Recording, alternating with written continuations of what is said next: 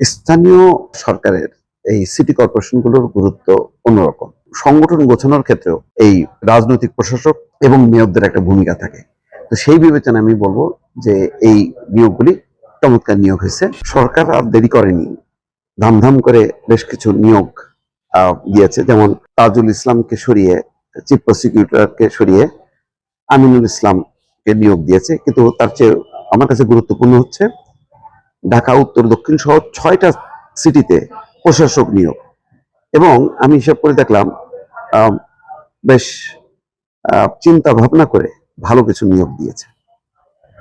কেন বললাম, এখানে কয়েকজন আছে বঞ্চিত, আর কয়েকজন আছে খুবই ত্যাগী। যেমন নজরুল ইসলাম মঞ্জু, উনি পরাজিত হবেন এটা আমার কল্পনার বাইরে ছিল। তার মতো মানুষকে আহ, খুবই দরকার ছিল পার্লামেন্টে। কিন্তু যখন দেখলাম খুলনা সিটি কর্পোরেশনের প্রশাসক হিসেবে তাকে নিয়োগ দিয়েছে, তখন ভাবলাম যে তিনি তো শুধু একটা আসনে হইতেন যদি এমপি হইতেন, এখন কয়েকটা আসন মিলে তিনি দায়িত্ব পেলেন এবং অত্যন্ত যোগ্যতা এবং দক্ষতার সাথে তিনি যে কাজটি করবেন, এতে দলের ভাবমূর্তি ভালো হবে, দলের সাংগঠনিক কার্যক্রমটাও অনেকখানি বেড়ে যাবে। তো সুতরাং এটা ভালো নিয়োগ। তার পাশাপাশি আব্দুল কাইম চৌধুরী, সিলেট সিটি কর্পোরেশন, উনিও এমপি নমিনেশন না পাওয়াতে আমি যার পর নাই খুবই হতবাক হয়েছিলাম এবং মানে খুবই শকড হয়েছিলাম যেটা বলে।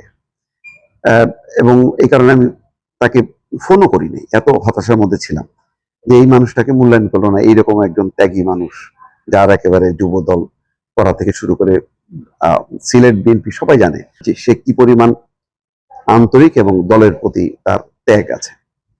তো যাক, সেই মানুষটাকে প্রশাসক হিসেবে নিয়োগ করায় খুলনায় যেমন চমৎকার একটা নিয়োগ দেখলাম, ঠিক খুলনা সিটি কর্পোরেশনও একইভাবে ঢাকা দক্ষিণের আব্দুল সালামকে দিয়েছে। আমিও ভাবছিলাম যে এই মানুষটা তো আসলে কখনো কেন জানি এমপি নমিনেশন পায় না, তার দলে লম্বা ক্যারিয়ার। তো তাকে দক্ষিণ সিটি কর্পোরেশনের প্রশাসক নিয়োগ করেছে। আমি মনে করি দল একটা ভালো সিদ্ধান্ত নিয়েছে। সাখাওয়াত হোসেন খান, মনে আছে নিশ্চয়ই, একসময় মেয়র নির্বাচন করেছিলেন অ্যাডভোকেট, এবং প্রতিকূল অবস্থার মধ্য দিয়ে সেই মানুষটাকে নারায়ণগঞ্জ সিটি কর্পোরেশনের প্রশাসক নিয়োগ করা হয়েছে। আরেকটা খুবই চমৎকার নিয়োগ শওকত হোসেন সরকার, যার উপরে আমি দেখছি যে প্রথম আলো একটা আলাদাভাবে রিপোর্টও করেছে। যেমন আলাদাভাবে রিপোর্ট করেছে নজরুল ইসলাম মঞ্জুর উপরে, নির্বাচনে হারের পর নতুন ভূমিকায় নজরুল ইসলাম মঞ্জু হলেন খুলনা সিটির প্রশাসক। তেমনি ইউপি চেয়ারম্যান থেকে গাজীপুর সিটির দায়িত্বে বাবা দাদাও ছিলেন ইউপি চেয়ারম্যান। চিন্তা করেন কি পরিমাণ ওনারা জনবান্ধব, একেবারে 3 প্রজন্ম ধরে, যে দাদা ছিলেন চেয়ারম্যান, বাবা ছিলেন চেয়ারম্যান, এবং তিনি এখন নিজে শওকত হোসেন সরকার। আমি মনে করি গাজীপুরের একটা চমৎকার নিয়োগ। এবং দলের একাধিক নেতা কর্মীও বলেছে যে স্থানীয় সরকার পরিচালনার অভিজ্ঞতার কারণে তাকে এই নিয়োগ দেওয়া হয়েছে। যেহেতু ইউনিয়ন পরিষদের চেয়ারম্যান হিসেবে তার অভিজ্ঞতা আছে, বাবার কাছ থেকে অভিজ্ঞতা, দাদার কাছ থেকে অভিজ্ঞতা, সব মিলায় চমৎকার মানুষ এবং কোনো রকম স্ক্যান্ডেল নাই, কোনো রকম তার বিরুদ্ধে কোনো অভিযোগ নেই। শওকত হোসেন সরকার গাজীপুর মহানগর বিএনপির সভাপতি। তিনি কাশিমপুর এলাকার বাসিন্দা এবং একই ইউনিয়ন পরিষদের সাবেক চেয়ারম্যান গিয়াসউদ্দিন সরকারের ছেলে।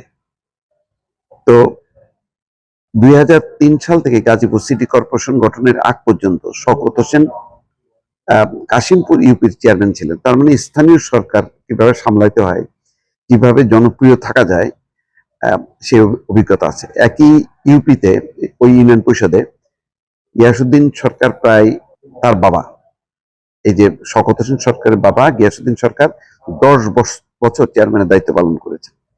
এর আগে তার দাদা জাবেদ আলী সরকার এবং চাচা সোহরাবুদ্দিন সরকারও পৃথক সময় 10 বছর করে চেয়ারম্যান ছিলেন।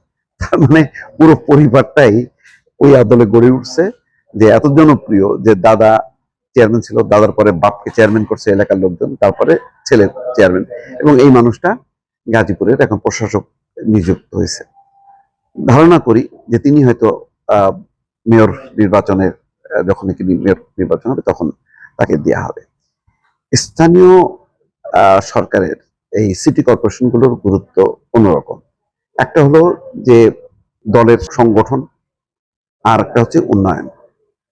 সংগঠনও যেমন বাড়ে, দলের নেতা কর্মীরা উজ্জীবিত হয়, তারা উন্নয়ন কর্মকাণ্ডে সম্পৃক্ত হওয়ার পাশাপাশি সংগঠন গোছানোর ক্ষেত্রেও এই প্রশাসক, মানে রাজনৈতিক প্রশাসক এবং মেয়রদের একটা ভূমিকা থাকে। তো সেই বিবেচনায় আমি বলবো যে এই নিয়োগগুলি চমৎকার নিয়োগ হয়েছে। এটা খুব যথোপযুক্ত সময়, উপযুক্ত সময় এই সিদ্ধান্ত নিয়েছে বিএনপি সরকার।